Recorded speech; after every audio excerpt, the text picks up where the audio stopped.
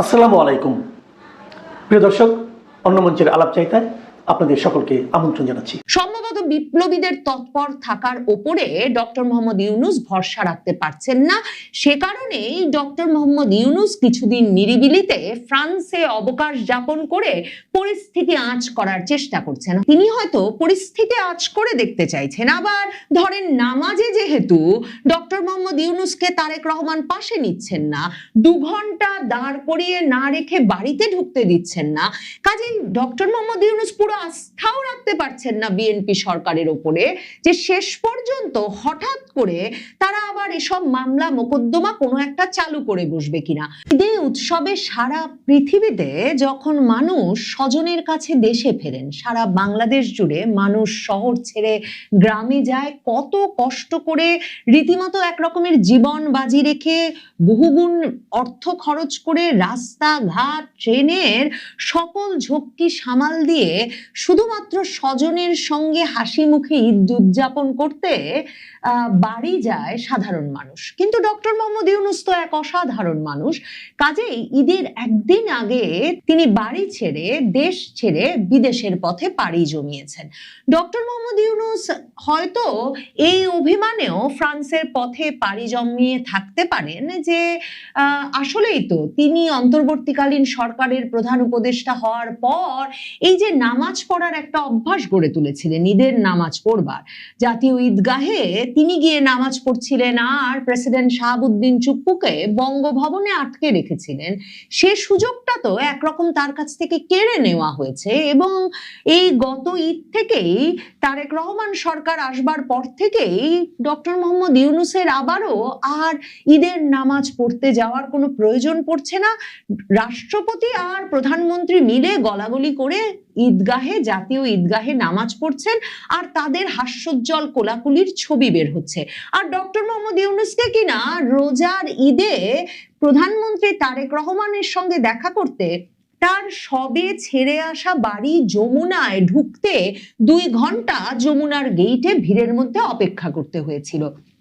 সব মিলিয়ে ডক্টর মোহাম্মদ ইউনূস বুঝেছেন এদেশে তার আসলে কিছু নাই, যে কারণে ঈদের দিনটায় তিনি দেশে কাটাতে পারেন, তাই তিনি ফ্রান্সের পথে রওনা হয়েছেন। কিন্তু সবচেয়ে মজার বিষয় হচ্ছে সারা বাংলাদেশের সকল শীর্ষস্থানীয় পত্রিকায় এ সংবাদ এসেছে যে ঢাকা ছাড়লেন ডক্টর মোহাম্মদ ইউনূস, প্যারিসের উদ্দেশ্যে ঢাকা ছেড়েছেন ডক্টর ইউনূস। মানে ডক্টর ইউনূস এমন এক ব্যক্তি, কবে যে তিনি বাংলাদেশে ছিলেন সেটাই বলা মুশকিল। বাংলাদেশের ঝড় ঝঞ্ঝা জলোচ্ছ্বাস কোনো কিছুতে আমরা কখনো তাকে বাংলাদেশে দেখিনি, বা বাংলাদেশে প্রতি কোনো সমর্থন জানাতে, সমবেদনা জানাতে আনুষ্ঠানিকভাবে দেখিনি, কিংবা কোনো দুর্গত এলাকায় তিনি এমনকি তার এনজিওর কাজে 2টো বেশি ঋণ বিতরণ করতে ছুটে গেছেন এমন কোনো খবরও কোনোদিন পাইনি। একমাত্র তাকে দেখেছিলাম প্রথম দেশে ছুটে এসেছিলেন ওই যে 2007 সালের 1/11 সরকার গঠিত হওয়ার পরপরই জরুরি অবস্থার মধ্যে, যে তিনি নাকি দেশোদ্ধার করবেন, তিনি একটা রাজনৈতিক দল গঠন করবেন। আর এবার যখন তিনি এসেছিলেন 2024-এর 5ই আগস্টের পর, মনে করে দেখেন তিনি ছিলেন সেই ফ্রান্সের এক হাসপাতালে নাকি তিনি যখন শুয়েছিলেন সরল সহজ মন নিয়ে, তখন এই ছাত্ররা তাকে ফোন করে বারবার অনুরোধ করে এই দেশে এসে দায়িত্ব নিয়ে অন্তর্বর্তীকালীন সরকারের প্রধান উপদেষ্টা হতে বাধ্য করেছিল। ওই অনুরোধ তিনি কিছুতেই ফেলতে পারেন নাই। সেটা যেমন বিস্ময়কর, তেমনি বিস্ময়কর হচ্ছে যে ছাত্ররা ফোন করলো আর ডক্টর মোহাম্মদ ইউনূসের মতো এমন প্রথিতযশা ব্যক্তি নাকি ফ্রান্সের হাসপাতালে শুয়ে ওই ফোন ধরলেন এবং রাজি কি রাজি না, কবুল কি কবুল না, সে কথা জানিয়ে দিলেন। এরপর তো অনেক দিন অনেক ঝগড়া বিবাদ হয়েছেই ছাত্রদের মধ্যে যে মানে কে আগে ফোন করেছিলেন ডক্টর মোহাম্মদ ইউনূসের মতো মানুষকে, সে নিয়েও তো সেসব বাদ থাকুক। সন্দেহের বিষয়টা হচ্ছে যে সংবাদ মাধ্যমের কাছে ডক্টর মোহাম্মদ ইউনূসের দেশ ছাড়াটা হঠাৎ করে এত গুরুত্বপূর্ণ হয়ে উঠলো কেন। তার মানে কি এই যে সংবাদ মাধ্যমের মনে সামাজিক যোগাযোগ মাধ্যমে যেমন মানুষের পর মানুষ, সাধারণ মানুষ স্ট্যাটাসের পর স্ট্যাটাস লিখছেন যে ডক্টর মোহাম্মদ ইউনূসের এ যাওয়াই কি শেষ যাওয়া, প্যারিসে কি পালিয়ে গেলেন ডক্টর মোহাম্মদ ইউনূস, ডক্টর মোহাম্মদ ইউনূস হঠাৎ ফ্রান্সে চলে গেলেন কেন, তার মানে কি মূলধারার সংবাদ মাধ্যমের মনেও এই প্রশ্ন, এই সন্দেহ আছে যে ডক্টর মোহাম্মদ ইউনূসের এ যাওয়াই শেষ যাওয়া হতে পারে, কিংবা ডক্টর মোহাম্মদ ইউনূস হয়তো এমন একটা সময়ে যখন আসলে সামাজিক যোগাযোগ মাধ্যম এমনকি বাংলাদেশের মূলধারার সংবাদ মাধ্যমও এক রকমের এসব বিশ্লেষণে সয়লাভ, নানা বাধা নিষেধের মধ্যেও যে শেখ হাসিনা যে দিল্লি বসে হুমকি দিচ্ছেন কিংবা বলে দিচ্ছেন যে তিনি দ্রুত ফিরবেন, 6 মাসের মধ্যে ফিরবেন, আগস্টে ফিরবেন, ট্রাভেল পাসের আবেদন করে ফেলবেন, বাংলাদেশে ফিরবেনই ফিরবেন, ফাঁসির মঞ্চে যেতে হলেও ফিরবেন, সে ভয়ে ডক্টর মোহাম্মদ ইউনূস চলে গেলেন না তো?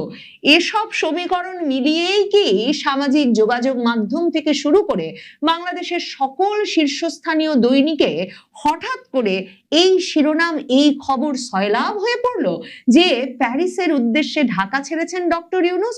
দেখেন, ডক্টর মোহাম্মদ ইউনূসকে তো আবার ডক্টর মোহাম্মদ ইউনূস নিজেই নিজেকে এসএসএফ সুবিধা দিয়ে, মানে রাষ্ট্রের ভিভিআইপি মর্যাদা দিয়ে ক্ষমতা ছেড়েছেন। এক রাষ্ট্রপতি আর প্রধানমন্ত্রীর যেই মর্যাদা পাওয়ার কথা সে অনুযায়ী, যেমন দেশ রূপান্তর খবর করছে যে ডক্টর মোহাম্মদ ইউনূস বিমানবন্দর ছেড়েছেন এবং বিমানবন্দরে তাকে ভিভিআইপি প্রটোকল দেওয়া হয়েছে। মনে রাখতে হবে, এই যে এসএসএফ সুবিধা যারা পান, ভিভিআইপির মর্যাদা যারা পান, তারা যেমন এই দেশের বিমানবন্দরে ভিভিআইপি প্রটোকল পাবেন, ঠিক তেমনি ভাবে যে দেশে যাচ্ছেন সেখানেও দূতাবাস থেকে তাকে একটা প্রটোকল দিতে হবে। ডক্টর মোহাম্মদ ইউনূসের বিরাট সাম্রাজ্য আছে তার গ্রামীণের, প্যারিসে, ফ্রান্সে তার নিজের বাড়ি আছে, সেসব তথ্য অনেকেরই জানা। কিন্তু কখনো কেউ প্রশ্ন করেন নাই যে ডক্টর মোহাম্মদ ইউনূস কি করে গরিব নারীদের সঙ্গে কাজ করতে করতে এই এত বড় সাম্রাজ্য ফ্রান্সে, প্যারিসে, মার্কিন যুক্তরাষ্ট্রে দেশে দেশে গড়ে তুললেন এবং সেসবের কর বা আইনি ভিত্তি তিনি কোথায় রচনা করেছেন এবং এসবের বিনিয়োগই বা এলো কোথা থেকে? এসব প্রশ্ন যেমন ডক্টর ইউনূসের মতো মহৎ ব্যক্তির সম্পর্কে তোলা অসম্ভব, তেমনি তারেক রহমান সরকার এই ইঙ্গিত পরিষ্কার করেছেন যে ডক্টর মোহাম্মদ ইউনূসের বিরুদ্ধে কোনো রকম তদন্ত পরিচালনায় কিংবা এই অন্তর্বর্তীকালীন সরকারের কোনো কার্যক্রম সম্পর্কে কোনো প্রশ্ন তোলার কোনো ইচ্ছা তারেক রহমান সরকারের নাই কিংবা তাদের সাহস নাই। কারণ এই সরকারের সঙ্গে একটা বোঝাপড়াতেই যেহেতু শেষ পর্যন্ত ক্ষমতাটা হাতে পেয়েছেন তারা, কাজে ডক্টর মোহাম্মদ ইউনূসকে এক রকমের দায় মুক্তি দিয়ে, ইনডেমনিটি দিয়েই সম্ভবত তাদেরকে ক্ষমতায় আসতে হয়েছে। 550-র বেশি শিশু শুধুমাত্র হামের টিকা না পেয়ে, মানে অন্তর্বর্তীকালীন সরকারের সময় ডক্টর মোহাম্মদ ইউনূস আর তার দীর্ঘদিন, মানে 3-3.5 দশকের ঘনিষ্ঠ সহচর গ্রামীণে নূরজাহান বেগম, এরা মিলে যিনি স্বাস্থ্য উপদেষ্টা ছিলেন, হয়তো আপনারা অনেকেই লক্ষ্যই করেন নাই, সেই গ্রামীণ কর্মকর্তা নূরজাহান বেগম আর ইউনূস মিলে সিদ্ধান্ত নিয়ে যে হামের টিকা কেনা বন্ধ করে দিয়েছিলেন, সে কারণে হামের টিকা না পেয়ে এখন পর্যন্ত 550-র বেশি শিশু নিহত হয়েছে বাংলাদেশে। অথচ তারেক রহমান সরকারকে বাংলাদেশে এত বাধা নিষেধের মধ্যেও টক শোতে নিয়মিতভাবে বিভিন্ন আলোচকেরা বলছেন যে অন্তর্বর্তীকালীন সরকারের এই গাফিলতির তদন্ত হওয়া দরকার, বিচার হওয়া দরকার। অথচ সে বিচারের কোনো উদ্যোগ যে সরকার নেবে না তার প্রমাণ অন্তর্বর্তী সরকারের 18 মাসের কর্মকাণ্ডের তদন্ত চেয়ে একটা রিট আবেদন করা হয়েছিল হাইকোর্টে, এবং সেই রিট আবেদনটি করেছিলেন জ্যেষ্ঠ আইনজীবী এম.কে. রহমান এবং রিটকারী আইনজীবী মহসিন রশিদ। অথচ ওই অন্তর্বর্তীকালীন সরকারের কোনো কর্মকাণ্ডের কোনো তদন্ত চাওয়া যে যাবে না সেটা নির্ধারণ করে হাইকোর্ট ওই রিট আবেদনটাই খারিজ করে দিয়েছেন। মানে বাংলাদেশে কোন রিট আবেদন গৃহীত হয় আর কোন রিট আবেদন কার ইঙ্গিতে গৃহীত হয় না সেটা বোঝার মতো যথেষ্ট ইঙ্গিত সম্ভবত এই একটি রিট আবেদন থেকে বেরিয়ে এসেছে।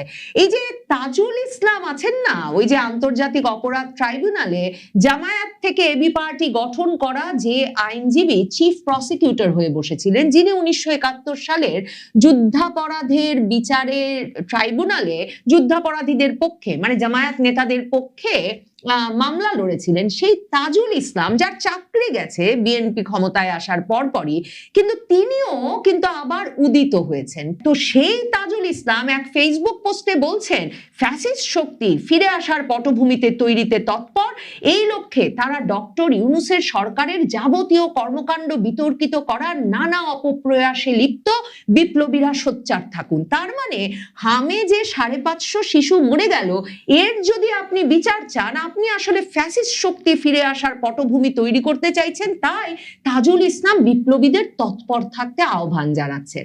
সম্ভবত বিপ্লবীদের তৎপর থাকার ওপরে ডক্টর মোহাম্মদ ইউনূস ভরসা রাখতে পারছেন না, সে কারণেই ডক্টর মোহাম্মদ ইউনূস কিছুদিন নিরিবিলিতে ফ্রান্সে অবকাশ যাপন করে পরিস্থিতি আঁচ করার চেষ্টা করছেন। তিনি হয়তো পরিস্থিতি আঁচ করে দেখতে চাইছেন। আবার ধরেন নামাজে যেহেতু ডক্টর মোহাম্মদ ইউনূসকে তারেক রহমান পাশে নিচ্ছেন না, 2 ঘন্টা দাঁড় করিয়ে না রেখে বাড়িতে ঢুকতে দিচ্ছেন না, কাজেই ডক্টর মোহাম্মদ ইউনূস পুরো আস্থাও রাখতে পারছেন না বিএনপি সরকারের উপরে, যে শেষ পর্যন্ত হঠাৎ করে তারা আবার এসব মামলা মোকদ্দমা কোনো একটা চালু করে বসবে কিনা।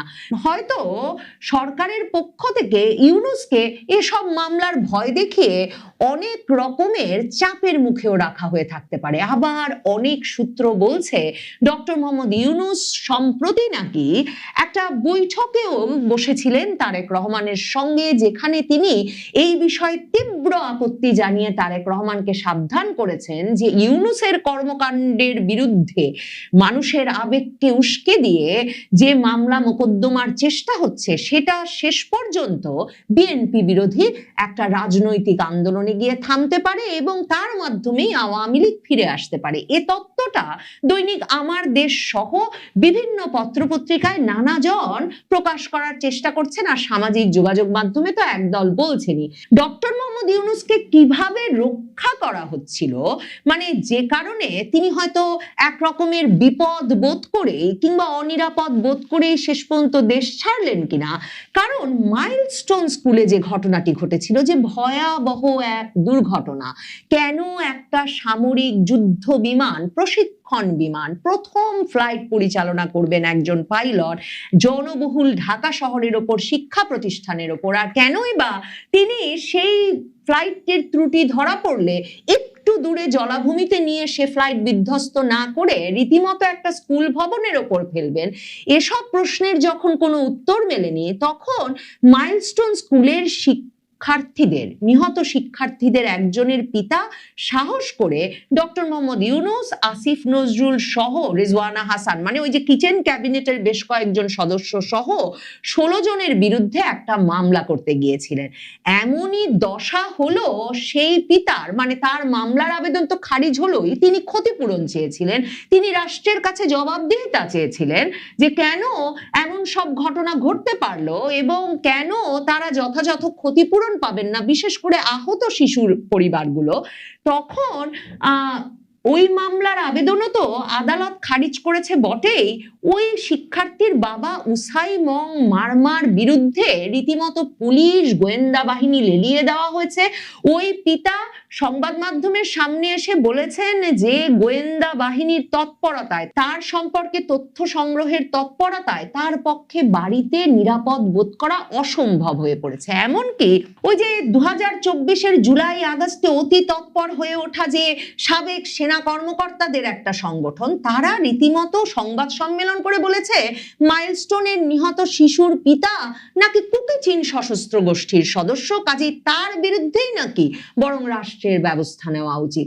কাজেই তারেক রহমান সরকার গোয়েন্দা বাহিনী, নিরাপত্তা বাহিনী সহ সকল অস্ত্র আদালত ব্যবহার করে একরকমের ইউনূসকে এবং ইউনূসের বাহিনীকে সুরক্ষা দিয়ে যাচ্ছেন বটে, কিন্তু বলা মুশকিল তারেক রহমান কি বলে দিয়েছেন আর সুরক্ষা দেওয়া সম্ভব না, তাই ফ্রান্সে চলে গেলেন ডক্টর মোহাম্মদ ইউনূস।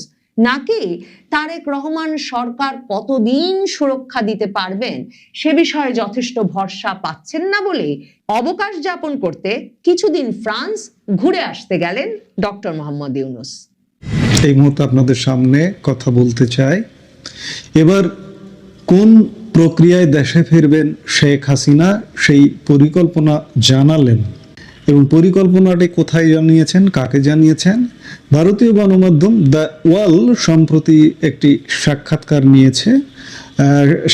নিয়েছেন দ্য ওয়ালের এক্সিকিউটিভ এডিটর অমল সরকার। সেটি আজকে দ্য ওয়ালের পোর্টালে প্রকাশিত হয়েছে এবং সেই সাক্ষাৎকারেই শেখ হাসিনা বিস্তারিত তার দেশে ফেরার পরিকল্পনার কথা জানিয়েছেন।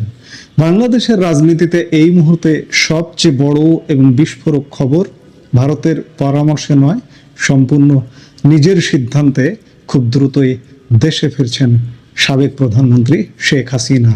দীর্ঘ নীরবতা ভেঙে শেষমেশ মুখ খুলেছেন আওয়ামী লীগ সভানেত্রী। তিনি স্পষ্ট ভাষায় বর্তমান সরকারকে উদ্দেশ্য করে বলেছেন, আমার জন্য জেলখানা এবং ফাঁসির মঞ্চ রেডি করুন, আমার পাসপোর্ট ফিরিয়ে দিন এবং আমাকে নিয়ে যেতে বিমান পাঠান। হ্যাঁ, ঠিকই শুনেছেন, 5ই আগস্টের নাটকীয় পট পরিবর্তনের পর এই প্রথম এত বড় হুঙ্কার দিয়েছেন শেখ হাসিনা। বাংলাদেশের রাজনৈতিক অঙ্গনে বিশেষ করে ঈদুল আজহার উৎসবের আবহের মধ্যেও এই একটি খবর এখন টালমাটাল করে দিয়েছে পুরো দেশকে। সামাজিক যোগাযোগ মাধ্যমে যেমন বইছে শুভেচ্ছা বার্তা, তেমনি বিরোধীদের কপালে পড়েছে চিন্তার ভাঁজ। কিন্তু প্রশ্ন হলো, যে ট্রাইব্যুনালে তার মৃত্যুদণ্ডের রায় হয়েছে সেখানে দাঁড়িয়ে কিভাবে ফিরবেন তিনি? ভারত সরকারই বা কেন তাকে আশ্রয় দিচ্ছে, আর কেনই বা বাংলাদেশ সরকারের প্রত্যর্পণ আর্জি উপেক্ষা করছে? এই মুহূর্তের ভিডিওতে আমরা দ্য ওয়ালের সাক্ষাৎকার ব্যবচ্ছেদ করে আমরা জানবো শেখ হাসিনার এই আসন্ন তৃতীয় প্রত্যাবর্তনের আদ্যপান্ত। ঘটনার সূত্রপাত গত 17 মে আওয়ামী লীগের একটি ভার্চুয়াল সভায় ভার্চুয়ালি যুক্ত হয়ে দল প্রধান শেখ হাসিনা নাম না করে সরাসরি তারেক রহমানের বর্তমান সরকারের প্রতি এই চ্যালেঞ্জ ছুড়ে দেন। 17 মে তারিখটি শেখ হাসিনা এবং আওয়ামী লীগের ইতিহাসে অত্যন্ত তাৎপর্যপূর্ণ।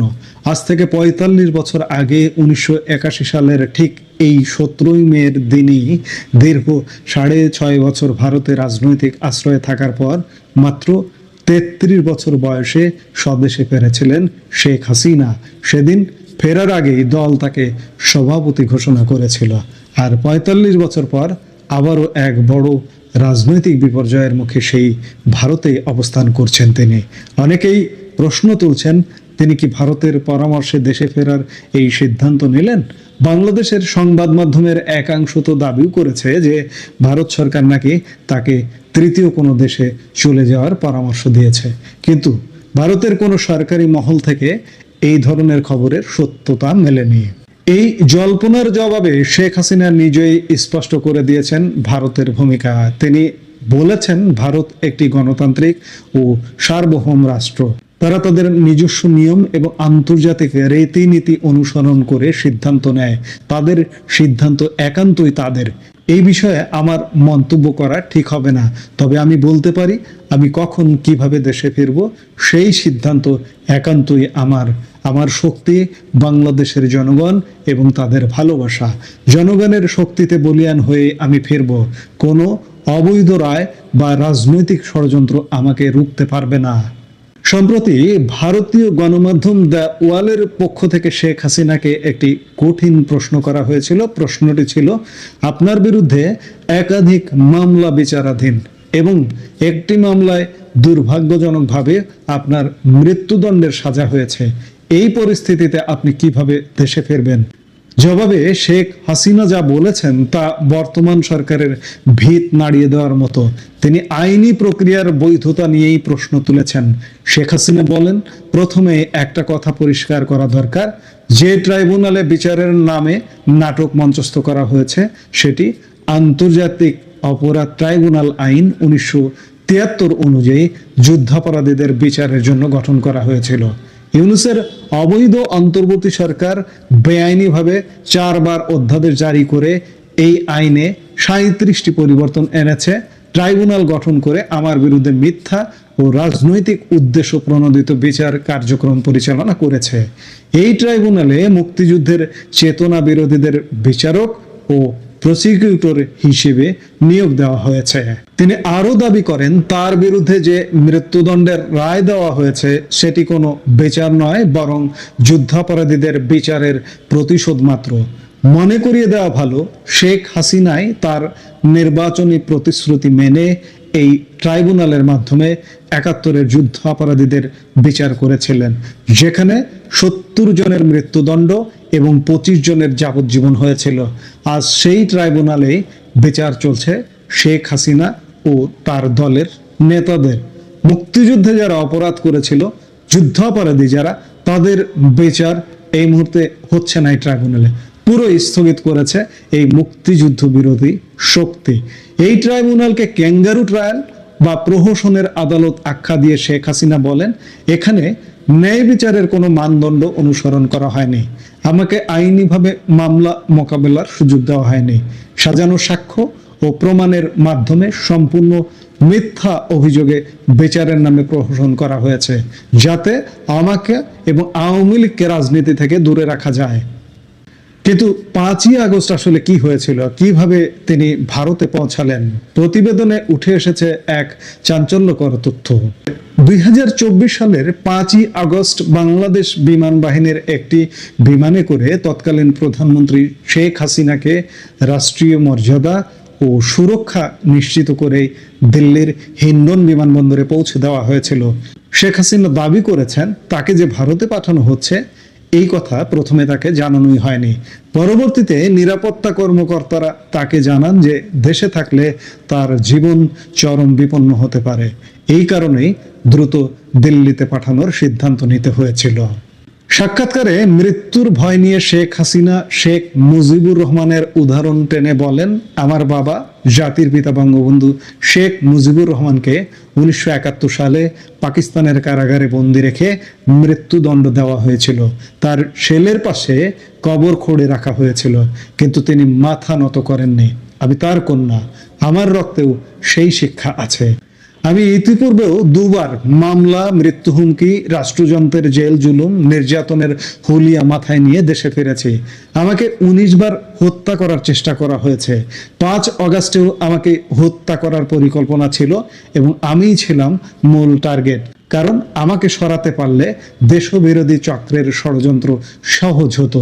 কিন্তু সৃষ্টিকর্তা যেহেতু বাঁচিয়ে রেখেছেন, আমি মৃত্যুকে পরোয়া করি না। মৃত্যুর ভয় দেখিয়ে আমাকে থামানো যাবে না।